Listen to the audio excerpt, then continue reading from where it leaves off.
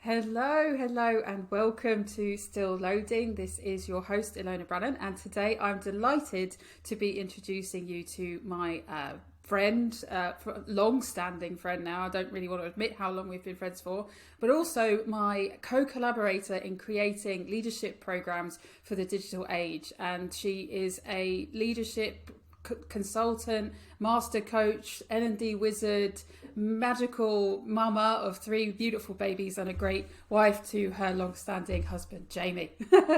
Hi, Jamie, by the way. I want to let her do the rest of the talking, and I'll stop. So, Nick, can you tell us a little bit about yourself? Thank you, Ilona. What an introduction. And yeah, I mean, the years that we have been friends goes way back. We've been through a lot. And this is a really exciting time, I think, for us and what we're collaborating on and what we're creating together. Really been enjoying it. So a little bit about myself, professionally, I guess, first and foremost. Yeah, so I am a coach, not technically a master coach. I don't want to give myself that badge, but I am an accredited coach. So I have been through a brilliant coaching qualification and training and do a lot of upskilling for myself in that world. It's the thing I do that I am most passionate about and that I love the most. Anyone else who is a coach will understand. It's more of a kind of a vocation, really. It feels like a calling sometimes to be a coach. And then in my other world, so I'm experienced in the world of learning and development. So I do a bit of learning and development consultancy. And then I do a huge amount of development and delivery of content for programs for leaders and managers. And I think where I'm finding myself specializing at the moment is a lot of those kind of frontline, first line. So those managers who are like their first job as a manager. And they're learning and finding their feet and having all kinds of wobbles and thoughts and feelings. So I've had it's an absolute privilege and an honour, to be honest, to support a lot of people now in the early stages of their leadership and management careers. So I have got experience in that world, having been a leader and manager for a while in a challenging environment, but the bit I love the most, the bit I'm best at, the strength of mine, is then supporting other people through that big transition and what I think is one of the most challenging jobs. Of course, there are super hard jobs out there, but in a kind of more corporate setting, managing and leading people is so hard. It is, yeah. It's full of challenges. So any help and support I can give people in that world, that is what gets me out of bed every day to work and feel like I'm not really working a day in my life at the moment. So I'm really enjoying that. And then personally, yeah, you mentioned I've got three small kids, so I'm a busy working mum, trying to run a business and a household. I've got gorgeous twin girls who are 4 and an equally gorgeous boy who's nearly 8, frighteningly. So I've been doing the working mum thing for quite a few years now. And I finally reached a big milestone recently where all 3 of my children are now in full-time school. So big transitions, big changes for myself as well, I think, professionally and personally. How's that? Is that a good enough intro? Oh yeah, no, absolutely. I mean, I'd love to kind of have a little bit more exploration around this transition that you've had from working in-house for L&D and then setting up your own thing. I mean, that in itself is its own leadership development journey. What sort of sparked you to do that? I think for me, it was just a question of I'm not a person who can just carry on regardless with the status quo. If something's not working, if something doesn't feel right, I won't do it. I won't carry on. I have to stop and I have to course correct. I need to make the changes.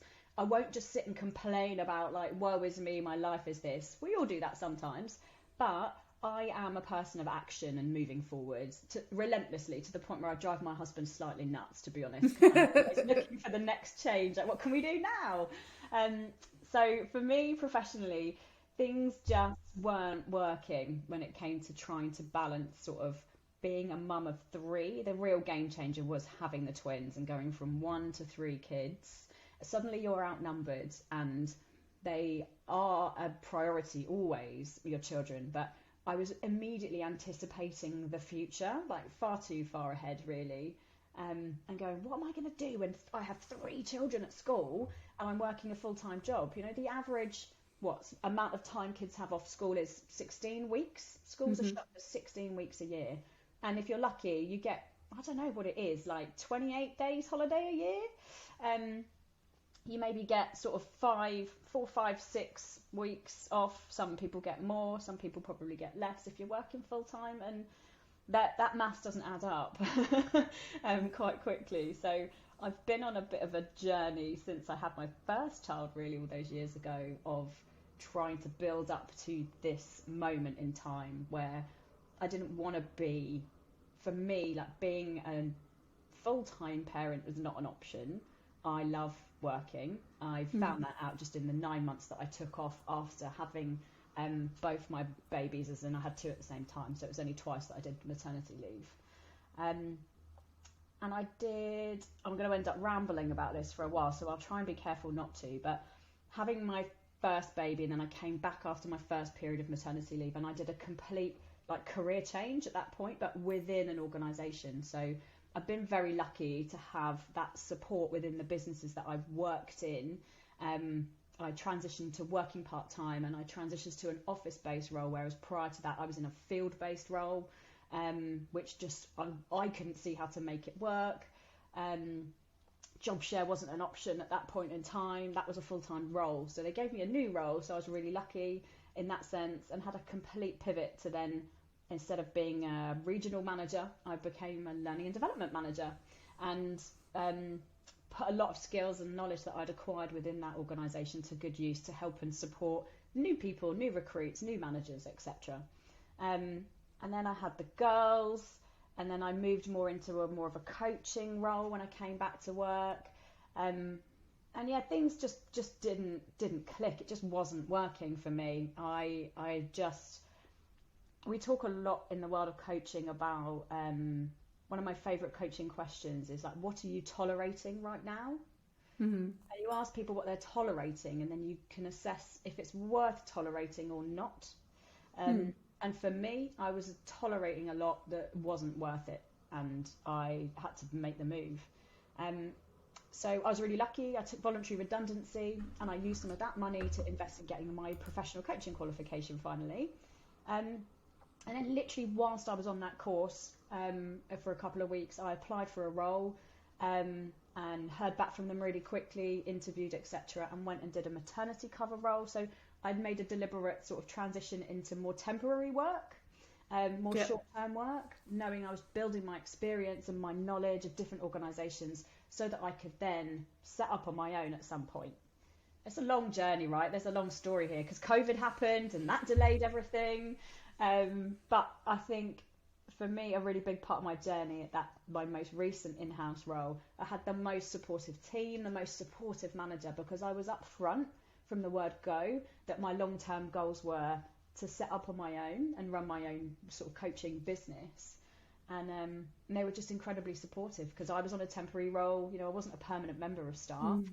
I was there to do a job, and I did a great job. I looked after it, and I'm very proud of what we did there. And I was massively 100% devoted and dedicated to do my absolute best work in that role. But all the time I had my eye on, you know, what the next kind of steps were. So and it's a really long game. Yeah, well, I mean, it always is with career, because career, the etymology of career is, I think, to go forward. And I like, because it's like from a French word, like, I'm not going to do the French properly, so I'm not going to do it, but it's like to move forward, if you can think of like carrière and something like that. And I like that idea because actually it's not about one particular moment, it's about the whole process. And you hit on something really important there, I think, for kind of thinking about the digital age. I think there is an increase in this kind of temporary contract. So you're not necessarily going to be in a long-term contract in one particular organisation forever. I see an increase in temporary contracts. But as you say, it's almost like we all need to approach this opportunity with temporary contracts, or, you know, these windows of working as, an opportunity both for the organisation to get the best out of that person while they're there, for that person to grow in that role. It's not, if you actually looked at the macro picture of most organisations as well, with people in their roles, most people change roles every 2 years anyway. So it's a complete misnomer to think, oh, that person's in the same role and the same job and doing the same thing for the whole of their career. It's not like that. And I think, that kind of mindset shift, I think the companies that adopt it and they think, right, I'm going to, use this interim cover, or I'm going to think about how to use people more strategically, is going to be a game changer, because things are changing very quickly. And I mean, we have worked with a scale up recently, and I know that for me, working with scale ups, the reason I like them is because they are a different company every 90 days. Like, they are just different because of the way that they're changing and the way that they're scaling. So why would you not use temporary cover, but like strategically and with impact, rather than thinking I'm just going to plug a gap? You buy in some skills, right? And I think you probably all know, when you're on a temporary contract, an employer's paying a premium usually for that contract. But you equally, as the contractor, don't have the same employee benefits that other people have, and that's a decision that you make.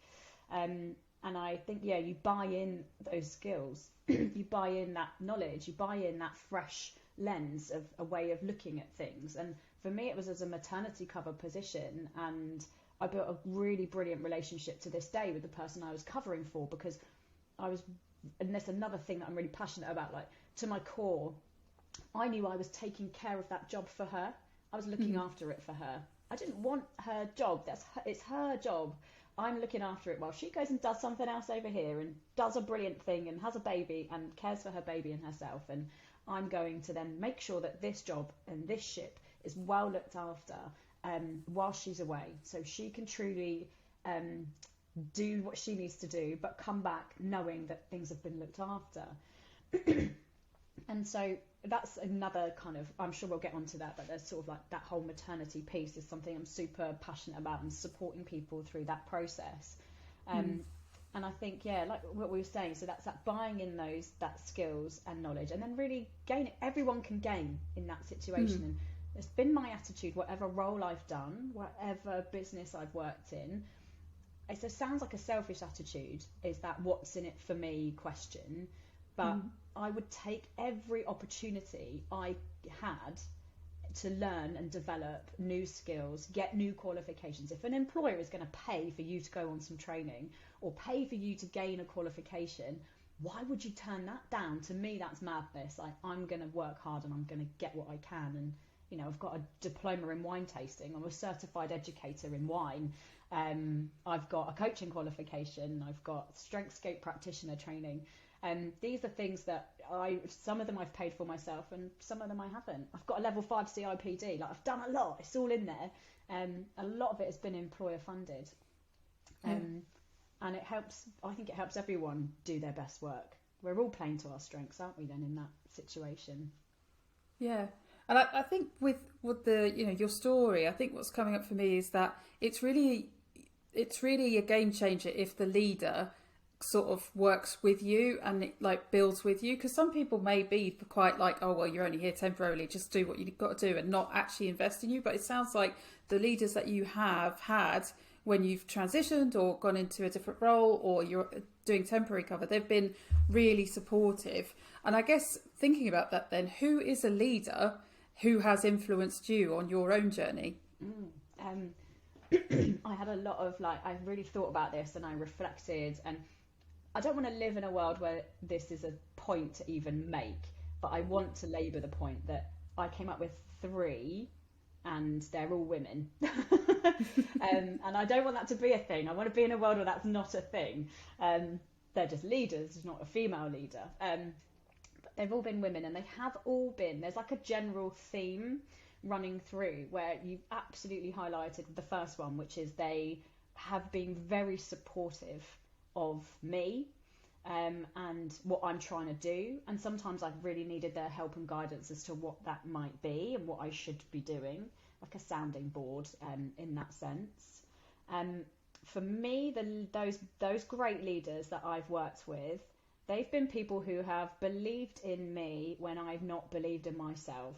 And I I have periodically struggled with that sense of self-belief, and they have been there and given words of wisdom or guidance or support at times when I needed it the most, in that sense of, well, you can do it, you can make it work, and I'm going to help you, and I'm going to encourage you to thrive.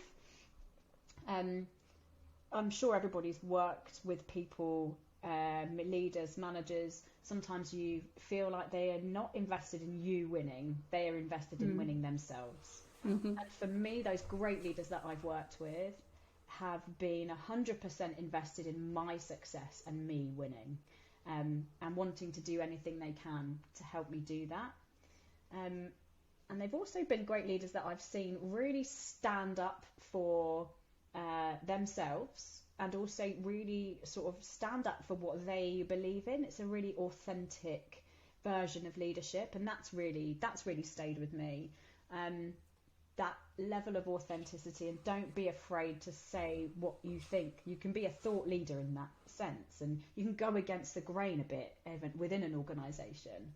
And I think that comes a bit from being in the world of learning and development. The leaders I'm thinking of are people I've worked with in my learning and development roles. And sometimes as a function, it's one that is, personally, in my opinion, underappreciated and under-resourced. But I would say that, as I'm biased. But it's often just one of those roles where you don't have quite the tangible, measurable data that other people can use to justify your existence and justify investment. So I see leaders in those roles have to really stand up for what they believe in, and really kind of convince people and bring them on the journey. And stakeholder management is just a massive skill within that world.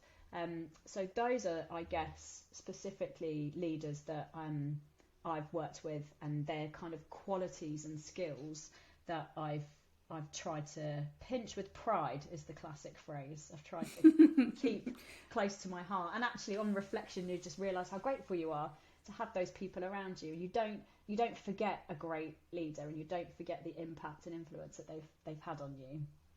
Yeah, and I think as well there's like further benefits of a great leader, because I think it actually makes you want to give back more as well. If you've received all that help, it's like a virtuous circle. And I think the hard thing to do is breaking the cycle when you've had no support or it's been a terrible experience, because that toxicity can be quite damaging, and it can happen quite quickly. And I have seen that, like, just sort of keeping my eyes and ears on the ground in the scale-up scene in London. It can change quite quickly if people have bad management and bad leaders in there, and then it all sort of crumbles. And it's almost like behaviours get justified of like bad behaviours.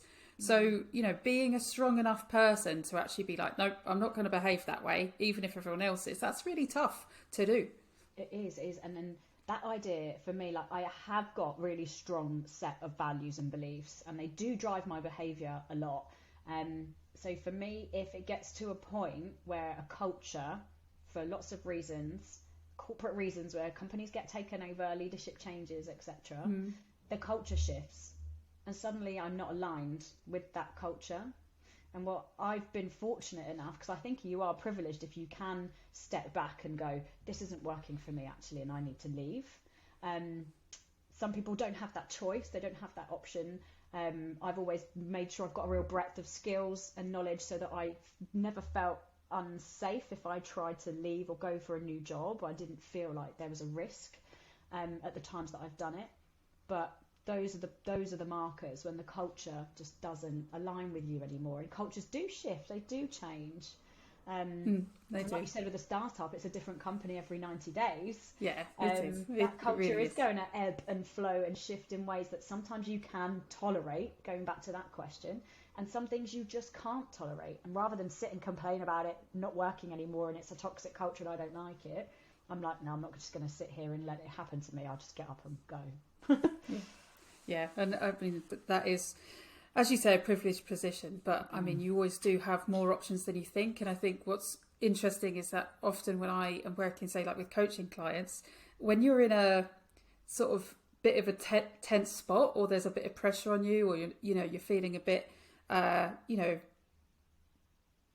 down, I suppose, sometimes, because of what's happened. You can almost limit the amount of choices that you can feasibly contain in your head.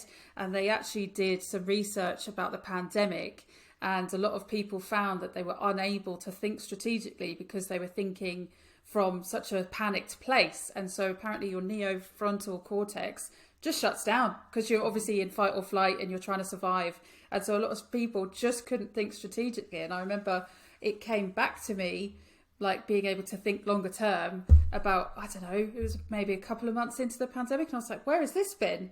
And it makes you realise that actually, sometimes when you're in that environment, sometimes the best thing is to get out, because you can't actually see all the opportunities that are available to you when you're in such a difficult spot. And the other research is, isn't it, about stress hormones like cortisol and adrenaline? They actually inhibit your ability to find solutions. Yeah. They inhibit your brain's function in that sense, because you are just in fight or flight survival mode. And it's panic and it's run, or it's get eaten by a tiger kind of vibes, and you have to yeah, or freeze. Yeah, exactly. Yeah, that sure. Fight, flight or freeze. And so you have to but it is really hard. And I think that's the thing about, we're talking about digital leadership in the digital world, and we're talking about people who potentially are remote first organizations and you work solely from home. And there for me is an element of, there's so many benefits to that way of working that I'm hugely passionate about. But there's also an element of, I'm in the same building, I'm in the same four walls, this is the place that I sleep, this is the place that I eat, this is the place where I shout at my children to put their shoes on in the morning and get out the house. This is the place where all that happens, and it's also the place where I need to be professional, and suddenly I need to be creative and find new solutions. And obviously in the pandemic you couldn't go anywhere other than a walk on your own, maybe with a mate at one point. And those were actually really powerful opportunities, I think, to help you think about moving forward. Go for a walk. Physically moving forward can help you feel like you're moving forward and find those solutions. But now I'm fortunate enough, when I know I need to be creative, I know I need to think differently about something, I go sit somewhere else. I take myself out. I do that thing where you sit in a coffee shop on your computer, because you need to break the space sometimes, and presenteeism in an office prevents that. But then also presenteeism behind a camera on a screen in Zoom or Teams or whatever platform you use. Why can't we go and sit somewhere else and do it? We have that flexibility and freedom, hopefully. But it's a thing you have to be deliberate about now, I think, and go, my brain is just, it's not working, rather than getting frustrated and hitting a wall time and time again. What can you change about your environment? I call it jiggling. How can you jiggle yourself? I'm like, because I always feel a little bit stuck, and I'm like, right, I need a jiggle. What can I do to jiggle myself? Be that go for a walk or go to a coffee shop, as you say, or like exercise. Because there's so much research now, especially you've got to remember as well that all the technology advancements has meant that they have more ability to scan the brain and work out what's going on underneath the surface. Like, 100 years ago, the only way they could work out what's going on in your brain is opening it up. Like, it's terrifying. We've come so far. And, it's basically like, if you do nothing else, sleep well and do cardio 3 times a week. That is literally like the golden rule, and not like a huge amount. It's literally 30 minutes of cardio 3 times a week, and sleep really well and stay hydrated, and your brain will be pretty good until like quite old, really, basically. And there's so many benefits, isn't there? We always talk about happy hormones and endorphins from exercise, but it physically helps your body dump adrenaline and cortisol. Like, it dumps it from your body. So, and the increased blood flow increases creativity into your brain as well. It's amazing. I do a lot at the moment of like 6 a.m. exercise classes, which it's painful when the alarm goes off at 5:30 in the morning. But my goodness, I feel so much better. I have such an infinitely more productive day, full of solutions and full of this, the flow theory. When you talk about being in a state of flow, what I've seen as a pattern for me now is that I feel that and I experience that, which is my peak performance, really, when I've got up early and done some exercise. It is so painful to drag yourself there.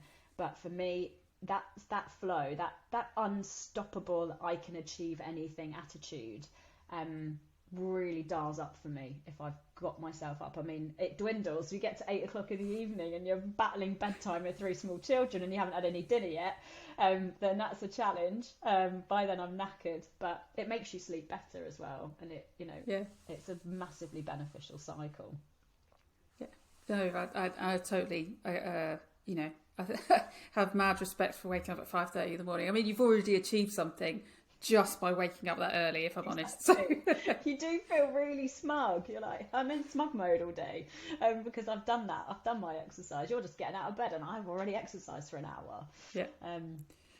Little... Well, I'd love to know a little bit more about your own leadership development journey, like, a story or an incident or something that was meaningful for you that sort of helped you along. There's loads. I know we talk about this. I do a lot of personal reflection, and I like to think I'm fairly self-aware. I know I'm a really externally motivated and driven person. So for me, when I've reflected on this, it's got a lot to do with other people around me at the right time. Again, lending me that sort of belief in myself. And I remember in my main employer, where I spent many a wonderful year, and I was, at the time, I was a store manager, so a retail manager, but it was an environment where you had tons of autonomy. In your store, in your team, you saw your boss like once a month, once every couple of months. So you had loads of autonomy to kind of get the job done, but you had clear targets and you had loads of this stuff to keep you going. And loved that job, loved it. And they did, for the first time, I think up to that point, being a regional manager in the business looked like a job that you would never get. Like those roles never come up. There's only like 10 of them. No one ever leaves, no one moves on, and that felt like your pipeline for progression had kind of stopped. So what they did at the time was invest in what was called a regional manager development program, and I was very much actively encouraged by someone who is just a wonderful human being. He's got the nicest, kindest heart, and he really encouraged me to go for it. I talked myself out of applying for the program because I thought, I don't even know if I want to be a regional manager. Why do I want to go on this program? It seems like a really hard job.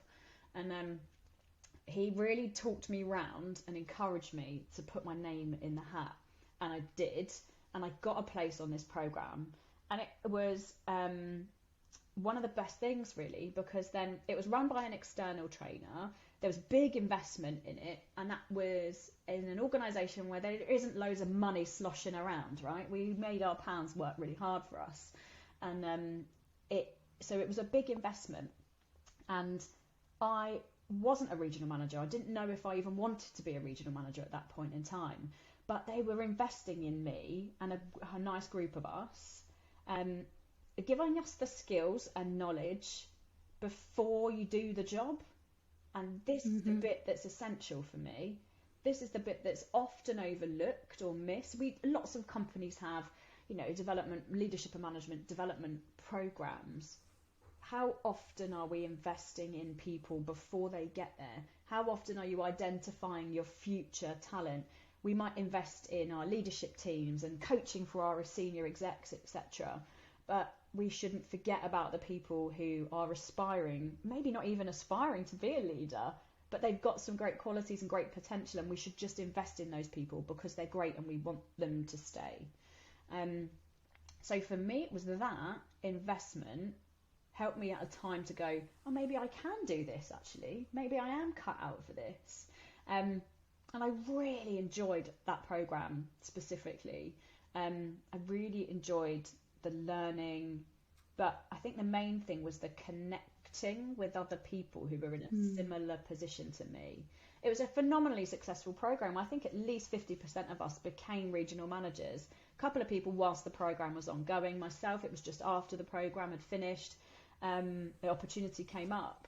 So, that's a business that's anticipated there's going to be change, there's going to be movement at that level, and we're not ready. Our people are not ready. Let's upskill them, let's invest and get them ready so they can hit the ground running, because you're always trying. in that world, I think, to reduce the lag. There's always a lag when someone's promoted or someone is newly hired into the organisation. There's a lag, and how long do you want that lag to be when they can actually start being productive and having an impact and making a difference? And if you've invested in training them up before they get there, or given them a great onboarding experience before they walk through the door, the lag is greatly reduced. And that just makes sense financially from a performance perspective and from a well-being and engagement and motivation perspective. So I think that was something I reflected on, being trained before I was actually doing the role. Means you can find the talent, potentially, the talent that doesn't realise it's even there. It's interesting you say. Sorry, carry on. No, I was just going to say, and I was coached. I can't not plug coaching at this time. So part of that program was I was coached, and I had a revelation moment of going, I was told I don't have confidence. I need to be more confident. And actually, I've always been quite a confident communicator. I was very confident running a successful store with a successful team. But it was reframed, and it wasn't confidence, it was self-belief. And for me, that was a big change at a time when I thought I lacked confidence, when actually I lacked self-belief. And there's also the things that don't help you, I think, at that point. I definitely had a lot of feedback about my physical presence in a world of leadership. And I reflect on it now a lot, because I do a lot of virtual delivery now. So nobody knows. I could be 6 foot, I could be 4 foot. Nobody really knows. They just see you from here upwards. When I meet people face to face for the first time after interacting with them virtually, almost universally everyone goes, "You're a lot smaller than I thought you were." I'm 5'1"-ish. And I take that as a real compliment in a way. Yeah. Because I think it means my presence online, at least, is making you think I'm physically bigger than I am, like I take up more space than I actually do, whereas I've always been told that I lacked presence physically, and I was like, well, I can't change how tall I am, but so there's something that can help me as well. Yeah, and I think that kind of lends itself to like what I kind of like research and study about how, in a sense, leadership thinking evolves. Leadership thinking, like, it moves forward. That's why this podcast exists, right? Like, at the end of the day, it's called Still Loading because we're never quite finished, but also because it is a nod to the fact we're in a digital world. So the way that we show up as leaders is slightly different. So like you say, that old antiquated thing of, you've got to physically be bigger and stand tall and broad shoulders and all that stuff.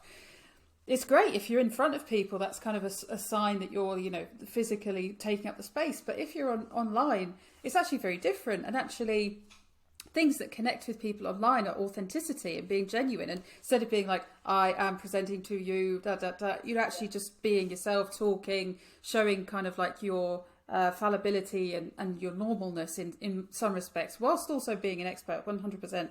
But there's different nuances. It's a different flavour of leadership, and like we discussed earlier in the episode now, the ways of working are much different. We're at home a lot more. We're working from home. That's a different form of leadership. This remote leadership, which you and I collaborate on and deliver to other companies, it's a different skill set. The fundamentals are the same. You're a human being, they're a human being.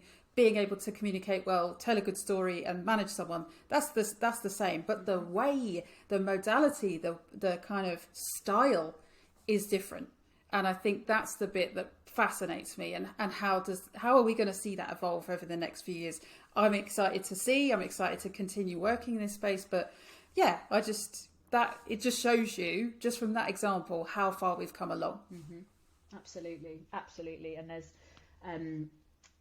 yeah, like you say, it's the methods and the ways, but then what I do see in my line of work is there's still a big kind of demand and need for the same traditional soft skills that you would imagine. It's just applying them to a different environment. And sometimes that's a big change, and actually in reality, sometimes the change is actually really small.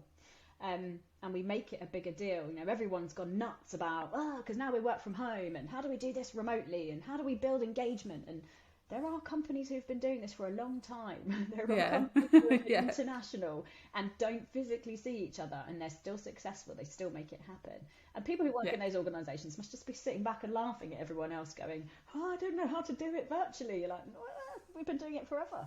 Um, Yeah. there's loads But I of tools suppose, now, right?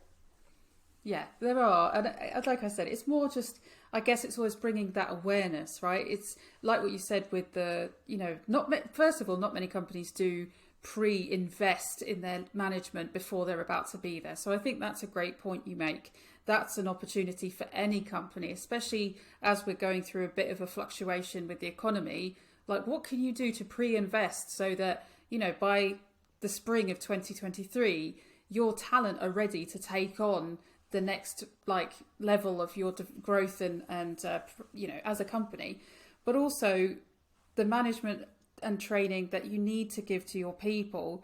It really does need to be in the flow of work. It can't be a standalone thing. It's got to be so people can have it, use it, apply it, embed it, move on, do the next thing, and just keep on really, supporting your people remotely, hybridly, in person, whatever. But that investment is key, I think, for most companies nowadays. Absolutely, and you've got to be so close to your people to understand what in the flow of work means for them, and when works physically. There's the whole, even just scheduling it and making it fit with diaries and calendars, making the time to do it and committing to that and investing in that.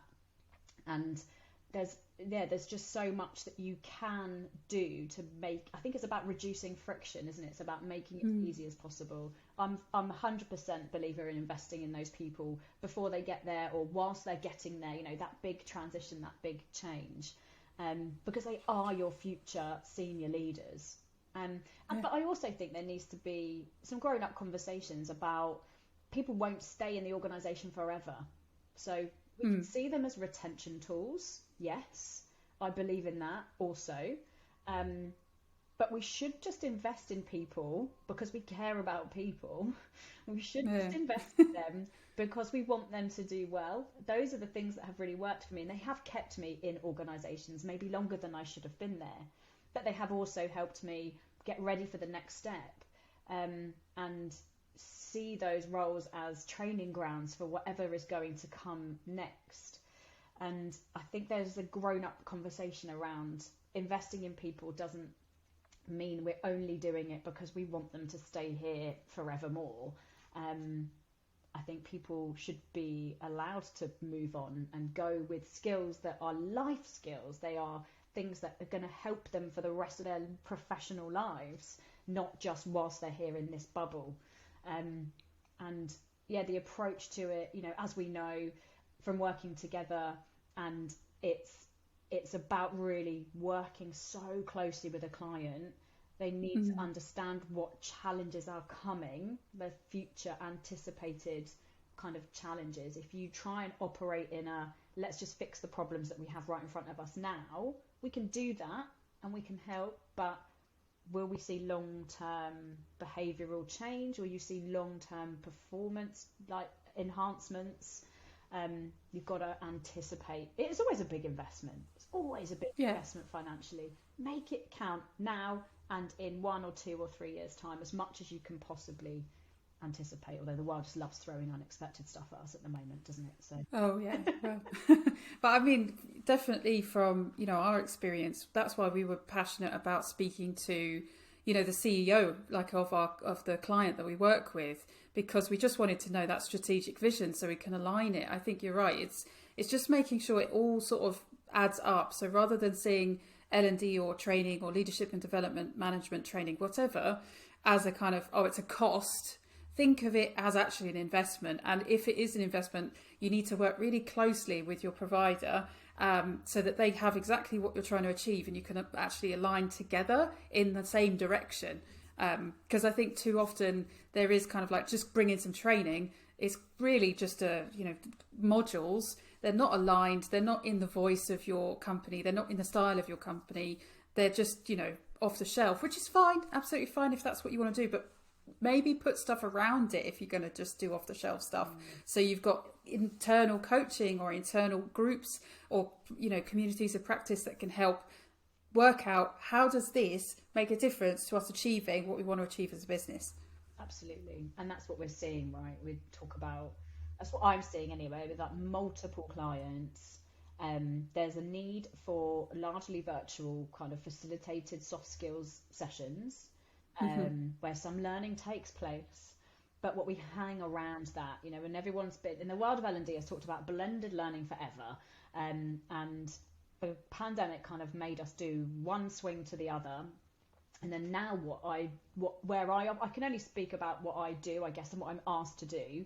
And we're seeing those virtually delivered programs. We're seeing a genuine mix. I wouldn't even call it hybrid, just mix of some face-to-face and some virtual delivery. But we know that the face-to-face delivery has a purpose. There's the reason we're doing this face-to-face is to enhance the impact, the stickiness of that content, you know, make it stick and make it count. But then we're also incorporating group coaching, team coaching, one-to-one coaching. The best ones are where it's sort of diagnosed almost that there's these people on the program, they benefit from one-to-one coaching. So we'll get you a one-to-one coach. These people need some group coaching, and we will do that together. And that is where we start to make it relevant and help people connect individually with the content for a start. So when you're in a mass experience, even the world's best facilitators are going to struggle to make it fit for every single person around that virtual table at that moment in time. Whereas with the coaching sessions as a facilitator and coach is an absolute dream for me, because that's where I start to be able to help them connect and support them and guide them to connect with it themselves. And then you're really empowering people to continue to perform for you moving forwards. You are enabling them to find their own solutions, but the byproduct, and is a genuine need and an ask from organizations when you start that process with a client of what do you need this to deliver, what would you like, you know, what are the outcomes? It's connection, it's networking, because we miss that in our virtual worlds, in our digital first worlds.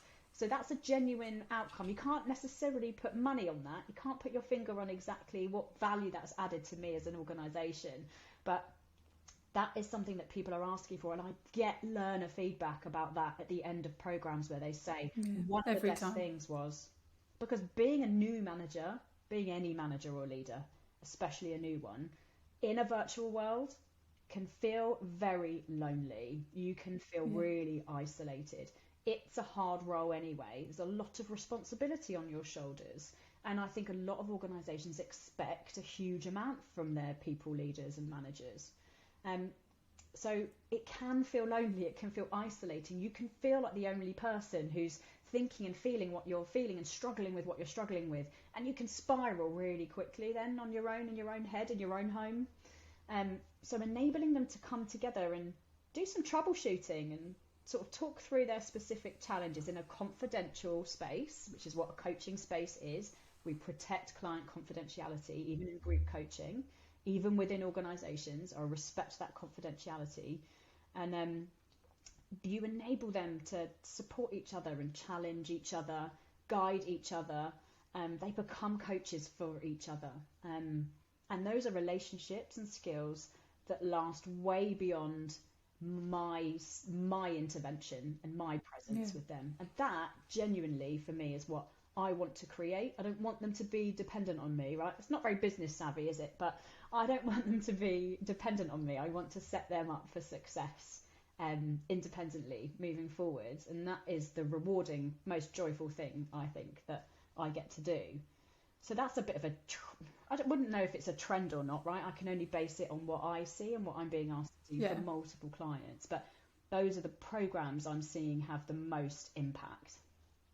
Yeah, no, I totally agree. I would wonder as well if, you know, that connection could be measured with retention, because if people feel more connected and like that they have an actual shared cohort of people who they can talk to, that would probably be one thing you could measure. And maybe employee NPS, like surveys and stuff, like people would feel better about being there. Yeah, like I've been the other side of those sorts of surveys, as I'm sure you have. Yeah. I've answered those questions, and one that stands out to me is I have a friend at work.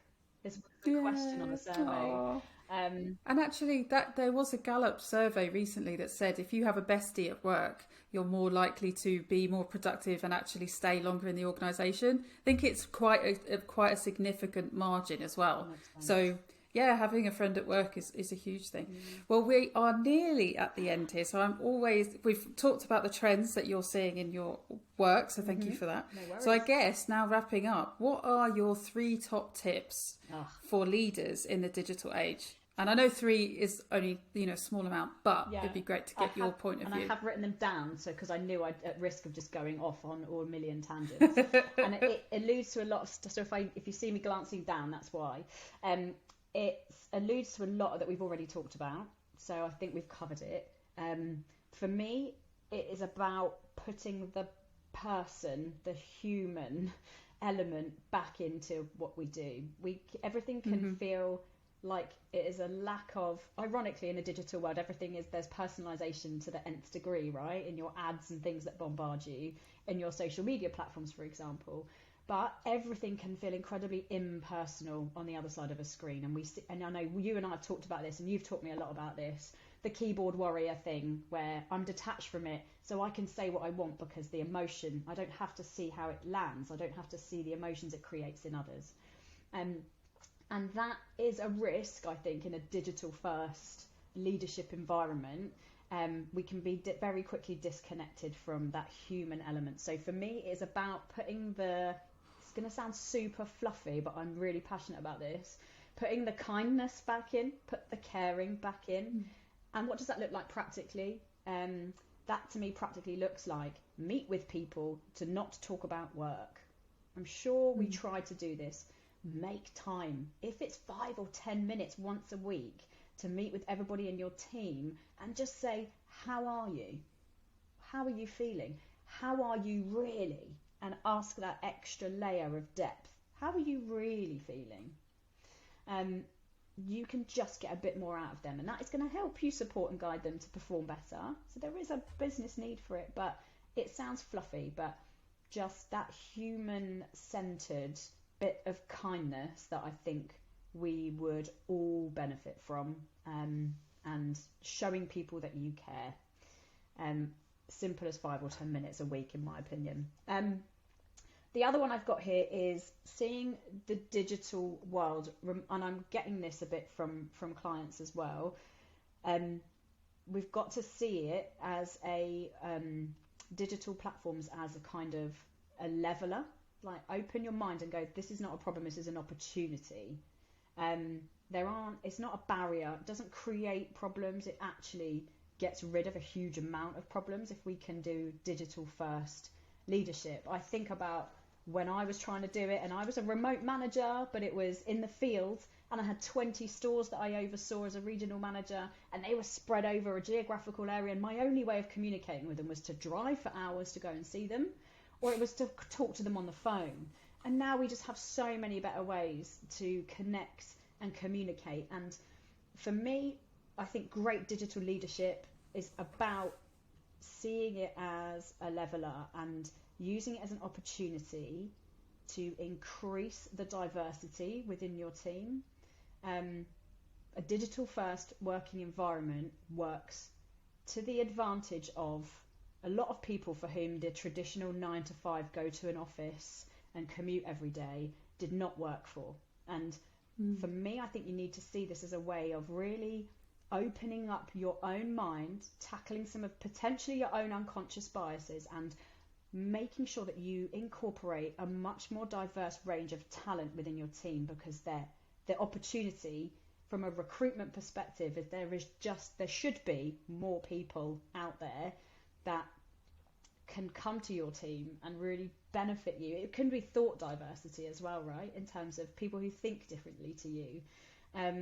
So don't ever forget that, I think. And then my final thing is about looking after your own well-being. And I hear this all the time. self-care as a mum. Make sure you can't pour from an empty cup. Put your own oxygen mask on first.